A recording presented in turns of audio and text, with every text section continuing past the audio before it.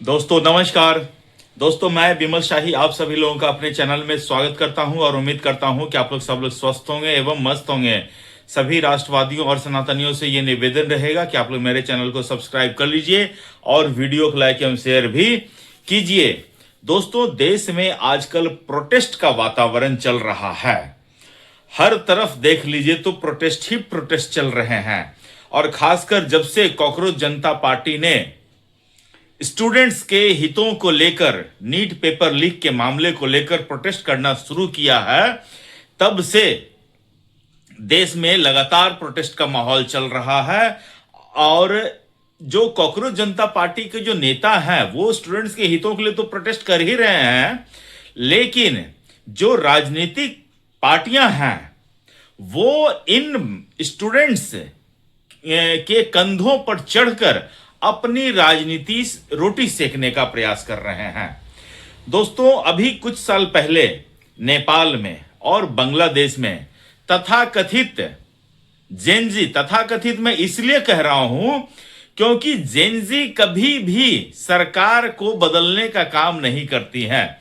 Gen Z हमेशा अपने हितों की रक्षा के लिए सरकार पर प्रेशराइज करती हैं, लेकिन हां जो पॉलिटिकल पार्टीज होते हैं जो गुंडों का सहारा लेकर सरकार बदलने का प्रयास करती हैं वो अपने आप को जेनजी कहते हैं। तो जब से नेपाल और बांग्लादेश में जेनजी द्वारा सत्ता का स्थानांतरण हुआ है उसके बाद से ही देश के विभिन्न पॉलिटिकल पार्टियों के नेता, खासकर राहुल गांधी, खासकर अरविंद केजरीवाल, खासकर तेजस्वी यादव और अखिलेश यादव, ये कुछ नाम ऐसे हैं जो छात्रों को दिन प्रतिदिन भड़का रहे हैं। मुझे पता नहीं है कितने लोगों को आज से 2 साल पहले जेनजी शब्द का मतलब पता होगा, लेकिन जब से ये प्रोटेस्ट हुआ है श्रीलंका में, बांग्लादेश में या फिर नेपाल में, तब से सब लोग देखने लगे हैं कि कौन किस किस जनरेशन में कौन आते हैं। तो जेनजी को तब से ये लोग फॉलो करने लगे हैं और जेनजी को तब से ही भड़काने का प्रयास किया जा रहा है। राहुल गांधी कई बार अपने एक सोशल मीडिया पोस्ट पर जेनजी का नाम ले चुके हैं। अरविंद केजरीवाल कई बार अपने सोशल मीडिया पोस्ट पर जेनजी का नाम ले चुके हैं। आप दोस्तों देखो 2011 में जब अरविंद केजरीवाल प्रोटेस्ट करता था तो वो जनरेशन वाले लोगों को कभी नाम लेता ही नहीं था। जेनजी से पहले भी तो कोई बैच थे, राइट? जेनजी के बाद भी कोई बैच आएंगे। तो जब अरविंद केजरीवाल अपना प्रोटेस्ट कर रहा था, जो उसका अपना खुद का प्रोटेस्ट था, उसमें उसने कभी नहीं कहा था कि इस जनरेशन वाले लोग आइए और सरकार के साथ गिरिए, बल्कि अरविंद केजरीवाल ने अपना एक विशुद्ध आंदोलन शुरू किया था। और अरविंद केजरीवाल के उस आंदोलन में कभी भी ये नारे नहीं लगे कि Kashmir is not integral part of India. Arvind Kejriwal के उस प्रोटेस्ट में कभी ये नारे नहीं लगे कि सीता के पति, नीता के पति, दिस दैट, ये सब बातें कभी नहीं हुई। अरविंद केजरीवाल के आंदोलन में उस समय के तथाकथित प्रधानमंत्री को, जो इतने भ्रष्टाचार में लिप्त थे, उनको कभी भी मां बहन की गालियां नहीं पड़ी। और आज देखिए जो तथाकथित जेनजी भारत में प्रोटेस्ट कर रहे हैं अपने हितों की रक्षा के लिए, वो किस तरह के शब्दों का प्रयोग कर रहे हैं। आप उनके वीडियो को आप चला नहीं सकते हैं। इतनी गंदी गंदी, खासकर लड़के तो छोड़ो, लड़कियां इतने गंदे गंदे शब्दों का प्रयोग हमारे देश के प्रधानमंत्री माननीय नरेंद्र मोदी के लिए कर रहे हैं। आप उन्हें अपने परिवार वालों के साथ सुन नहीं सकते हैं। हमारे ही मंच से अरुंधति राय स्टूडेंट्स के मंच से आकर कहती हैं कि Kashmir is not integral part of India. और तरह तरह के लोग आते हैं, शर्जील इमाम और उमर खालिद के बचाने को नारे लगे हैं। अरे भैया बचाना है तो ये कोर्ट का काम है। सुप्रीम कोर्ट में मुकदमा पेंडिंग है, जाके लड़ो ना। और उनके वकील गए थे, नहीं मिली जमानत।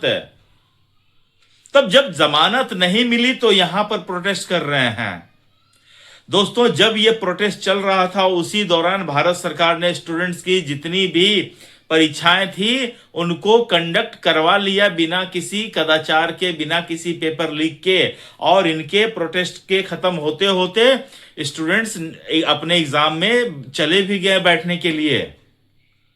तो अब देखिए दोस्तों, आंदोलन तो खत्म हो चुका है, लेकिन अभी भी मैं देख रहा हूं अरविंद केजरीवाल हो या फिर राहुल गांधी हो या तेजस्वी यादव हो, ये स्टूडेंट्स को प्रोवोक कर रहे हैं, इनको प्रोटेस्ट करने के लिए भड़का रहे हैं। तेजस्वी यादव का लेटेस्ट मैंने देखा एक्स पर पोस्ट, वो कह रहे हैं कि प्रोटेस्ट में भाग लेने वाले सभी लोगों को जब उनकी सरकार आएगी तब सरकारी नौकरी देगी। बताइए भला। तो अभी जितने लोग हैं उनके स्टेट, और भी तो रूल्ड स्टेट है ना कांग्रेस के, या उनके उन स्टेटों में नौकरी दे दो ना, हम तो जानेंगे ना। और दोस्तों, तेजस्वी यादव नौकरी देने की बात कर रहा है। तेजस्वी यादव के पिता के बारे में पता है सबसे बड़ी बात क्या है?